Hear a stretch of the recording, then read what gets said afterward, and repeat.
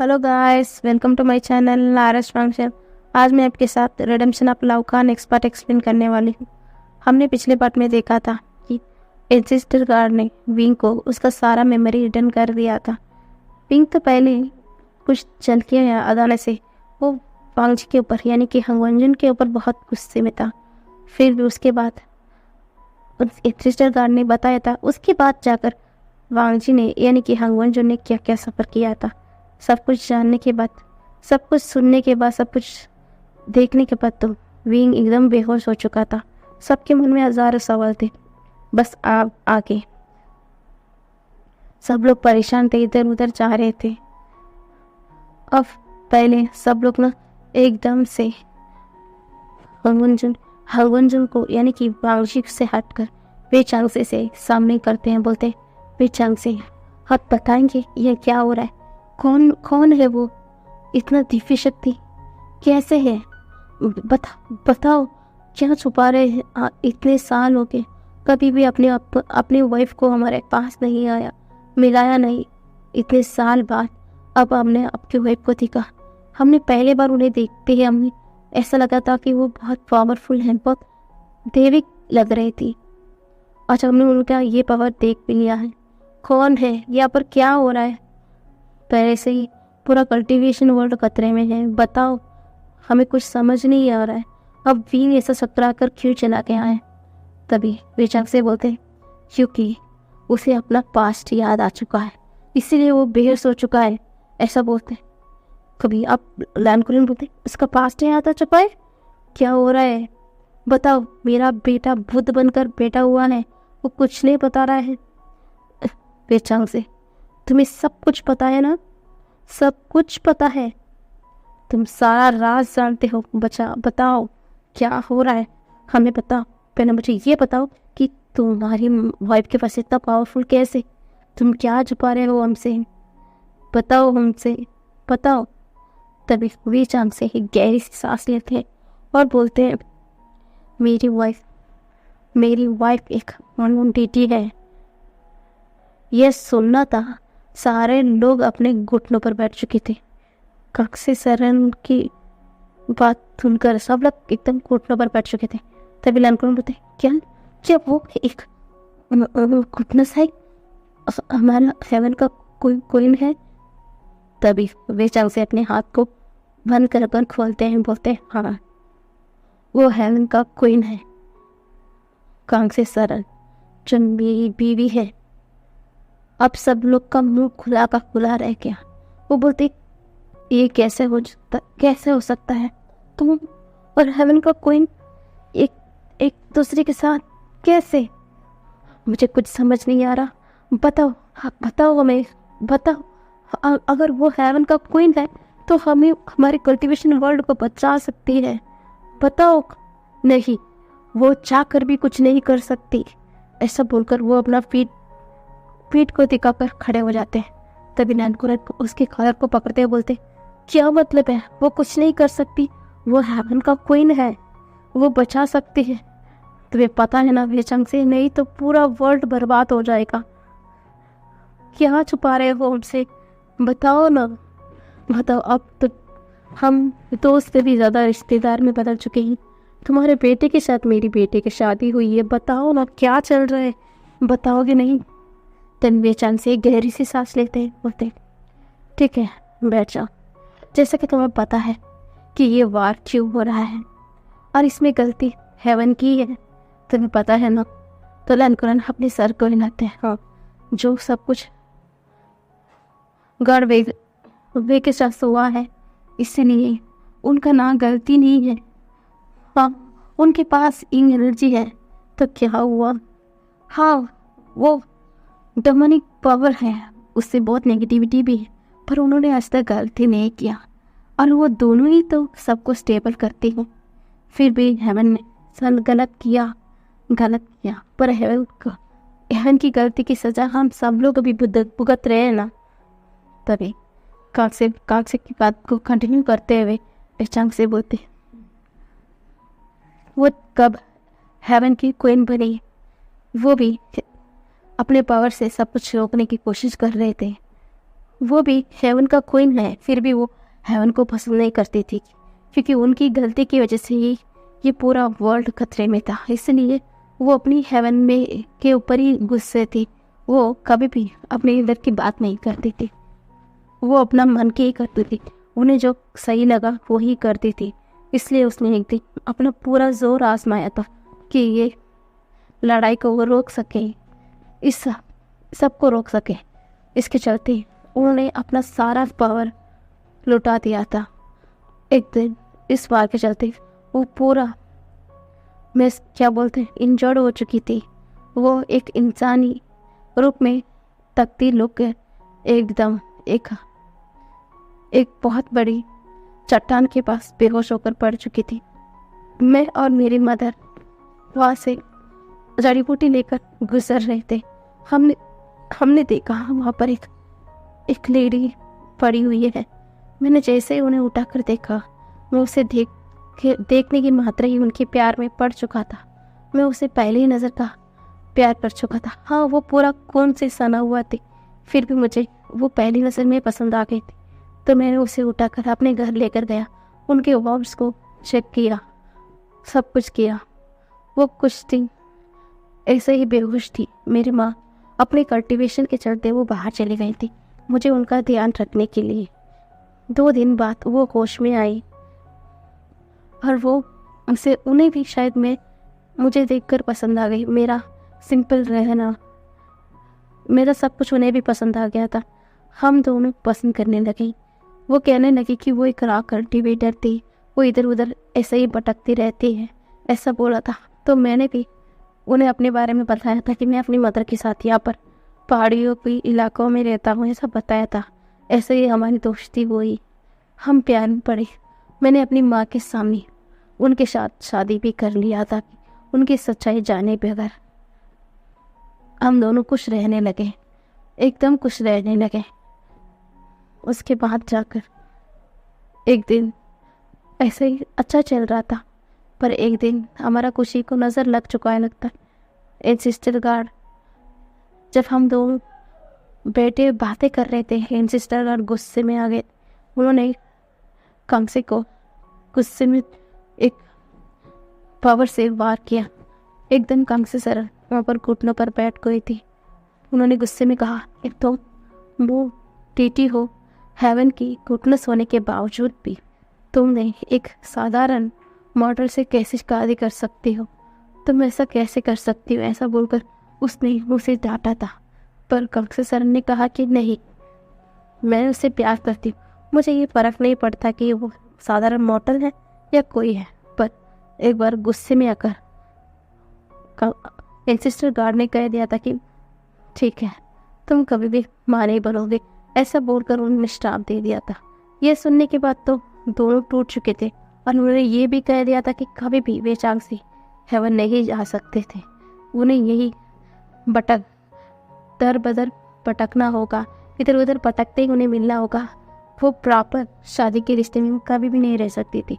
इसके चलते कभी कभी हम मिल सकते थे, पर मैं उसे प्यार करता था। हम दोनों हस्बैंड एंड वाइफ थे, तो हाँ, हम जब जब मिलते थे उसी में कुछ थे। पर एक दिन अचानक एंसेस्टर गार्ड ने कुछ सीड जैसा, कुछ पावरफुल सा एक छोटा सा हिस्सा था, उस हिस्से को मेरी वाइफ के अंदर ट्रांसफ़र कर दिया था। उन्होंने कहा कि ये हमारा बच्चा है, इसका जन्म कहाँ से देगी और ये उनका ही बच्चा रहेगा, क्योंकि वो भी जानते थे कि वे चांग से हमें अच्छा था और वो भी अच्छी थी, वो कभी भी बुरी नहीं थी। इसीलिए उन्होंने हमारी ज़िंदगी में विंग को लाया था। हाँ, वो उसके बाद हम उनसे अच्छे से ध्यान रखने लगे। यहीं पर विंग का जन्म हुआ। विंग ज़्यादातर वक्त मेरे पास ही रहता था। उसके बाद ऐसा बोलकर वो एकदम चुप हो गया। अब ये सब कुछ सुनने के बाद तो सब लोग मुंह फाड़े देख रहे थे, सब लोग हैरानी से देख रहे थे, सब लोग कुछ समझ नहीं पा रहे थे ये क्या सुन लिया उन्होंने। सब लोग हैरान हो रहे थे। तभी विंग भी होश में आता है। जैसे ही विंग होश में आता है, उसके आंखों से आंसू आ रहे थे। वो बीन को देखता है, वो माऊजी को देखता है, एकदम से गले लगा लेता है, बोलता है हाँ गुंजन, ऐसा बोलता है। जैसे ही माऊजी बीन के मुंह से हाँ गुंजन बोलता है, सुनता है ना, उसके आंखों से भी आंसू आ रहे थे। वो भी एक दूसरे को गले लगाकर बहुत रो रहे थे। तभी विंग बोलता है, मुझे मुझे माफ़ कर दीजिए, मैंने आपके कॉलर को पकड़ा, आपके साथ गुस्से से बात की ना।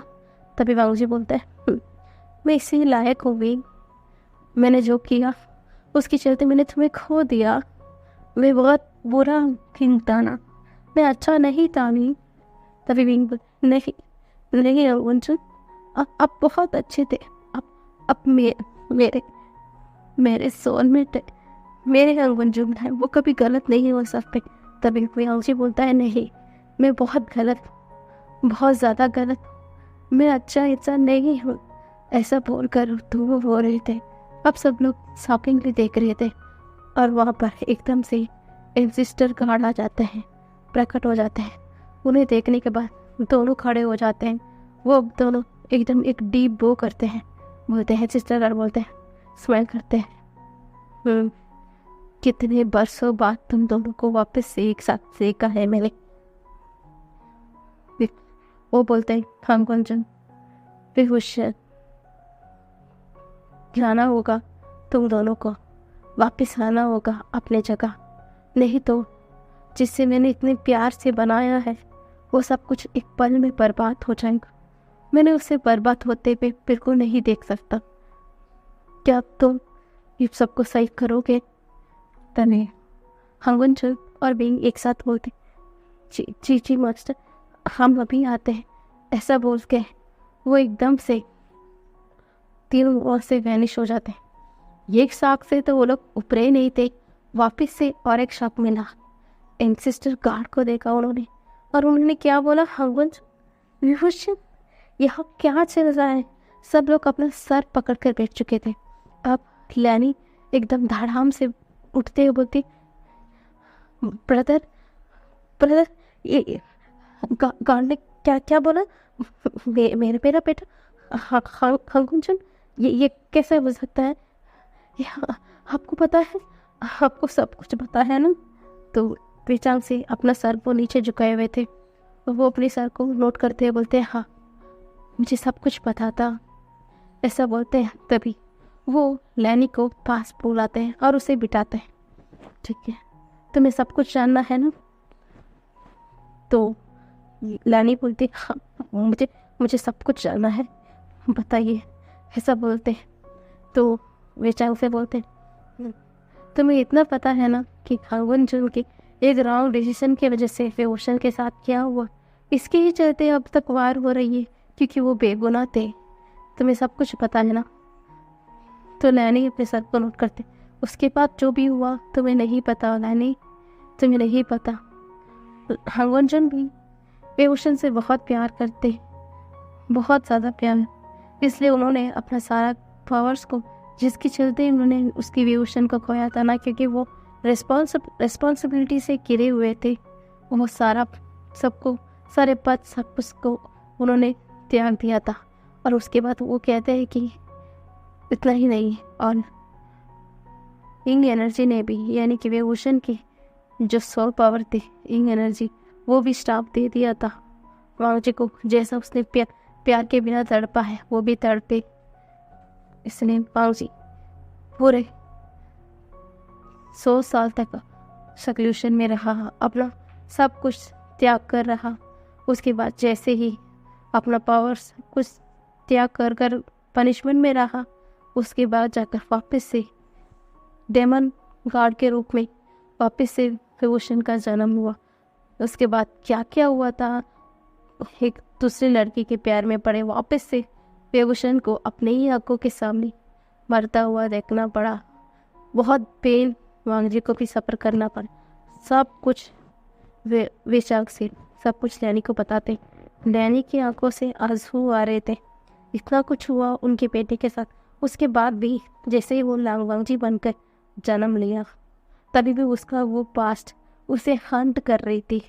इसलिए जब भी वो सोता है उसे नींद नहीं आती है, पूरा रात वो सो नहीं पाता है। उसकी आंखों से सिर्फ कभी कभी खून के आंसू भी आ जाते हैं। वो इतना तड़पता है अपने विभूषण के लिए।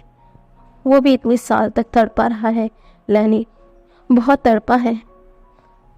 और जिस बीज को हमारे अंदर यानी कि खांसे के अंदर दिया गया था वो कोई और नहीं थे, वो डेमन यानी कि यंग एनर्जी का मास्टर विभूषण थे। और हम जब सब कुछ जानते हैं, हमने सोच लिया कि हम इस बार उन्हें बहुत प्यार देंगे। वो इनोसेंट सोल थे, फिर भी उन्होंने बहुत सफ़र किया, इसलिए हमने विभूषण को इतना प्यार से, वो हमारा बेटा था लैनी, इसलिए हमने उसे बहुत प्यार से बड़ा किया है। और हम जानते हैं कि हंगुंजुन और विभूषण दोनों सोलमेट थे। वो एक दूसरे के बिना कभी रह नहीं सकते हैं, वो एक दूसरे के सोल हैं। अगर वो दोनों एक साथ नहीं आए, ये सब कुछ बर्बाद हो जाएगा। उन्हें कभी ना कभी एक दूसरे के साथ आना ही होगा। और रजिस्टर कार्ड ने कहा है कि उसी साथ हम ही लाएंगे। इसलिए ये सर्कमटेंस बना कि हम विंग को यहाँ पर लेके आ पाए। जैसे ही विंग को देखते ही हुआंग जी का उसके प्यार में पड़ चुका था, क्योंकि हाँ, वो भले ही सब कुछ उसे याद नहीं हो, पर उसका सोल उसे पहचानता है, इसलिए वो पहचान गया। पर जिस दिन कांग से यहाँ पर आए, उसी दिन वांग जी को उसका सारा पावर्स सब कुछ रियलाइज हो चुका था, क्योंकि वो भी उसी हेवन का एम्परर है। वो अपने ही तेज को नहीं पहचान पाएगा क्या? उसने पहचान लिया है कि वो कौन है। और वो नहीं चाहता था कि विभूषण को सब कुछ याद आए, पर वो नियति है, उसे सब कुछ याद आना ही था। अभी कुछ देर पहले ही एंसेस्टर कार्ड ने उसे अपना सारा पावर वापस दे दिया है। अब विभूषण को भी सब कुछ याद आ गया है। ऐसा बोलकर वो एकदम शांत हो जाते हैं। एकदम लैनी खड़े होकर एकदम फूट फूट कर रोती है, बोलती, इतना कुछ हुआ है गगा, इतना कुछ हुआ है। हमें हमें तो आधा ही सच पता था गगा, हमें पूरा सच नहीं पता था। ऐसा बोलते हैं। तभी वे चंग से उसे पैट करते हुए बोलते, कोई बात नहीं, कोई बात नहीं वे लैनी, अब सब कुछ सही हो गया है। जिन्हें मिलना था वो दोनों तो मिल चुके हैं ना, अब कोई बात नहीं होगी, कुछ नहीं होगा, अब सब कुछ सही होगा। अब बस रो मत, अब इस कंटिवेशन वर्ल्ड में भी कोई तबाही नहीं आएगी। अब सब कुछ शांत होने की बारी है, सिर्फ शांत होने की बारी है। उन दोनों को वापस से वहाँ जाना पड़ेगा। मैं जानता हूँ इस बार उन्हें शायद चोट लग सकती है, पर उनके साथ कुछ नहीं होगा, क्योंकि उन्हें इस बार सब कुछ स्टेबल करना है। अपना यिंग और यांग एनर्जी का इस्तेमाल करना पड़ेगा। इसके चलते कुछ अच्छा भी हो सकता है, कुछ बुरा, क्योंकि दोनों पावर जब टकराते हैं ना, या कुछ क्रिएट होगा, नहीं तो बर्बाद। मुझे थोड़ा तो डर लग रहा है। वो मेरा बेटा है नानी, मैं चाहता हूँ कि मेरा बेटा वापस मुझे मिल जाए। हाँ, वो कोई क्यों ना हो, वो कोई क्यों ना हो, गार्ड भी क्यों ना हो, फिर भी वो मेरा बेटा है। मैं चाहता हूँ कि मेरा बेटा वापस मुझे मिल जाए, बस मुझे और कुछ नहीं चाहिए। ऐसा बोलकर वो धड़ाम से बैठ जाते हैं। तो नैनी बोलते, काका अब शांत हो जाए, सब कुछ ठीक हो जाएगा, सब कुछ ठीक हो जाएगा। वहाँ पर जो भी लोग थे वो लोग क्या कहे, वे चांसे से क्या कहे। इतना सब कुछ सुनने के बाद कई लोग तो रो भी पड़े थे। इतना कुछ वो दो सोल ने सहा है, इतना कुछ सफ़र कर यहाँ तक पहुँचा है। हाँ, वो सोलमेट थे, वो तो डेस्टिनी पार्टनर भी थे। वो कभी भी एक दूसरे के साथ नहीं छोड़ सकते हैं। पर कैसा डेस्टिनी है ये उनका, इसमें इतना ज़्यादा पेन सफ़र करना पड़ा उन्हें। हाँ, एक दूसरे के सोलमेट होने के बावजूद भी कितनी बार उन्हें बिछड़ना पड़ा, बिछड़ कर मिलना पड़ा। हाँ, ये कैसी डेस्टिनी है उनकी। सब लोग सोच रहे थे, हैरान परेशान भी थे। दूसरी तरफ एंसेस्टर का दोनों एसिस्टर और तब से और बीइंग और हमारा जो फैमिली चलता है तब लोग हेवन हेवन और डेमन वर्ल्ड के बीच में खड़े थे। तभी जो हवन जन बोलते क्या क्या हो जो पिलर है ये शांति की प्रतीक है। इसमें जब दो प्योर सोल का पावर्स टकराते हैं ना सब जगह शांति छाना ही होता है। तुम दोनों को अपना सारा पावर लगाना है तो लगाना पड़ेगा। फिर भी यहाँ पर जैसे ही तुम दोनों की पावर एक साथ मिलेंगी यिंग और यांग की पावर सबको पता चल जाएगा कि हम हेवन के गॉड यानी कि यांग एनर्जी की मास्टर हांग वनजो और यिंग एनर्जी की मास्टर वei wuxian दोनों वापस हेवन पर आ चुके हैं। वो अपनी जगह वापस लौट चुके हैं और इसके चलते ही सब कुछ शांत हो जाएगा। क्या तुम दोनों तैयार? तभी कांसी सरन बोलती नहीं, मैं ये नहीं मानती, मैं ये नहीं होने दूंगी इन दोनों के साथ। आपको पता है ना ये दोनों पावर हाई लेवल के हैं और ये पिलर इन दोनों की सोल को तक खींच सकती है। नहीं, मैं नहीं होने दूंगी, ये मेरा बेटा है। तभी भी काफी सरन के पास जाता है, उसे गले लगा लेता है। मदर मुझे कुछ नहीं होगा, मैं आपके बेटा हूँ। क्या चाहते हैं कि मैं ऐसा ना करूँ? हाँ, मुझे कुछ नहीं होगा मदर।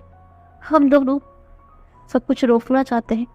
मैं चाहता हूँ कि ये वर्ल्ड बहुत पीसफुल रहे, हो कोई गड़बड़ी ना हो, कोई परेशानी ना हो, सब कुछ शांत रहे। कितना सफ़र करना था, किसने आगे बढ़ना था, सब कुछ हो गया मॉम। बस अब सिर्फ मैं शांति चाहता हूँ मॉम, सिर्फ शांति। तो कालसे सरन कुछ नहीं बोलती।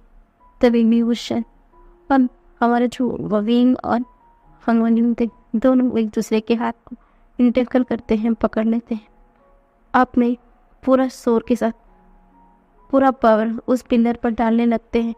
वो पिलर की पावर कैसे जैसे जैसे नीचे से ऊपर बढ़ रहा था वो पावर खुद ब खुद उन दोनों से यिंग और यांग की दोनों पावर को ज़्यादा मात्रा में ले रही थी। और जैसे ही उनका पावर अनसीन हुआ वो भी ज़्यादा थी, इसलिए सब कुछ स्टेबल नहीं हो रहा था। जैसे ही उन पावर का एहसास जो लड़ रहे थे हेवन के लोग और जो डेमन वर्ल्ड में हुआ था वो दोनों पहचान गए थे कि ये किन लोगों की पावर है। डेमन के लोग पहचान गए थे कि हाँ ये उनका गार्ड है, उनका यिंग एनर्जी का मास्टर है। इसका मतलब वो वापस आ चुके हैं। इसलिए वो लोग तुरंत जो कुछ भी हो रहा था वो सब कुछ रोक चुके थे उसी और वो लोग आ रहे थे, हेवन के लोग भी आ रहे थे। इसका मतलब हेवन में दोनों गार्ड वापस उनका जगह लौट चुके हैं। इसलिए सब लोग सब कुछ रोक कर वहाँ पर आ रहे थे। पर कल्टीवेशन वर्ल्ड में पूरा तूफान चल रहा था, इधर उधर हो रहे थे, हवा स्टेबल नहीं थी, सब कुछ उथल पुथल मचा हुआ था। वे चांग से कुछ भी नहीं बोल रहे थे, वो बैठ चुके थे। वो गहरी ब्रीथ लेते हैं, बोलते इस बार सिर्फ वो दोनों है सब कुछ ठीक हो सकते हैं। अगर इस बार ठीक नहीं हुआ तो सब कुछ बर्बाद हो जाएगा। बस इस बार सही कर दीजिएगा, ऐसा हाथ जोड़कर वो प्रे करते हैं। नैनी भी उन्हें देखती है, उसकी आंखों से भी आंसू आ गया था। वो कुछ नहीं बोल रही थी क्योंकि उसे अभी ही पता था, पर उसके ब्रदर को यानी कि wei wuxian को तो सब कुछ पहले से पता था। फिर भी वो सब कुछ अपने मन में दबाए हुए ही यहाँ पर थे। वो कितना सफ़र करते होंगे यही सोचकर वो कुछ नहीं कह रही थी। वो एकदम शांत होकर बैठ रही थी। और दूसरी ओर जैसे जैसा वो पावर खींचे जा रही थी वो पावर धीरे धीरे इतना उस ऊर्जा इतना ज़्यादा तेज मात्रा में बढ़ रही थी और पूरे लोग हेवन के लोग और डेमन वर्ल्ड के लोग आ चुके थे। wei wuxian को देखते ही वो लोग पहचान गए थे कि ये उनका गॉड है। सब लोग अपने घुटनों पर बैठ गए थे। वो लोग भी डर रहे थे कि इस बार कुछ गलती ना होगी। और हेवन के लोग भी थोड़ा गिल्टी थे कि हाँ जो बार उनसे पिछली बार उनकी गलती से जो कुछ भी हुआ इस बार कुछ ना हो, इस बार कोई भी सफ़र ना करे, बस सब कुछ सही हो जाए।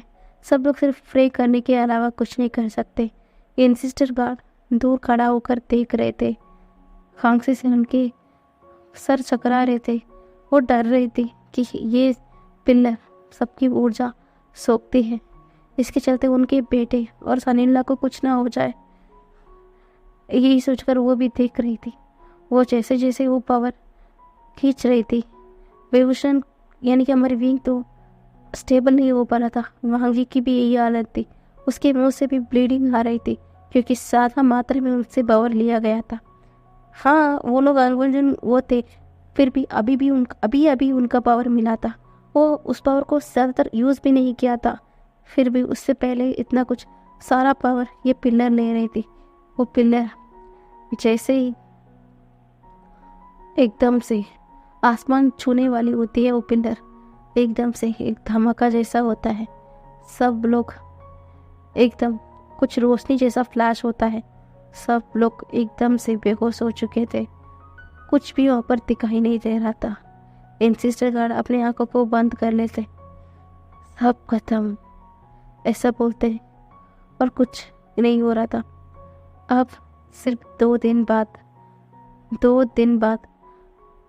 पूरा लैंड कैबिला में अफरा तफरी मचा हुआ था क्योंकि हीलर्स सब लोग इधर उधर भाग रहे थे। सब लोग परेशान थे क्योंकि आज वहाँ पर बेड में 2 लोग लेटे हुए थे। अभी तक उनके आंखें खोल नहीं रहे थे। सब लोग परेशान थे।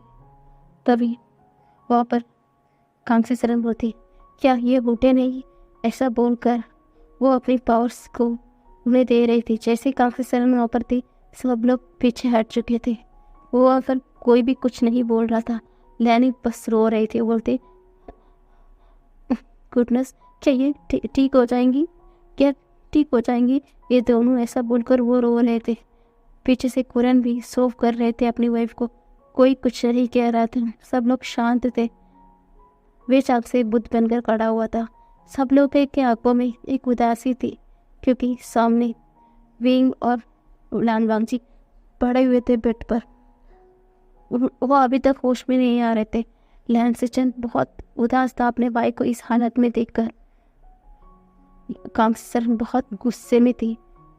अब छोटा सा फ्लैश पर जैसे ही वो पावर ऊपर उठी थी, एकदम से एक धमाका जैसे हुआ था। वो धमाका होते ही वो देखती है कि विंग और फाउजी एक दूसरे के हाथ पकड़े हुए एकदम दूर गिरे हुए थे। कांसी सरन दौड़ के जाती है। उसे बहुत गुस्सा आ जाता है। वो एकदम से इंसिस्टर गार्ड को देखते हुए बोलते, आपने कहा ना इस पर कुछ नहीं होगा, पर आपने अपने वादे को पूरा नहीं किया।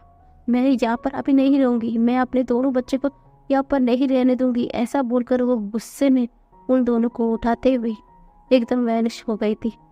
अब वो यहाँ से एकदम से नैनफ्लान भी प्रकट हो गई थी। इन दोनों को इस हालत में देख सब लोग परेशान हो गए थे, डर चुके थे क्योंकि उन्हें अभी पूरा सच पता है ना। तो वो लोग डर गए थे, तो लोग घबरा गए थे कि हाँ, इन दोनों को हुआ क्या है। तभी वेस्ट काफी जरूर बोलती, मैं इस पर गौर को नहीं छोड़ूंगी।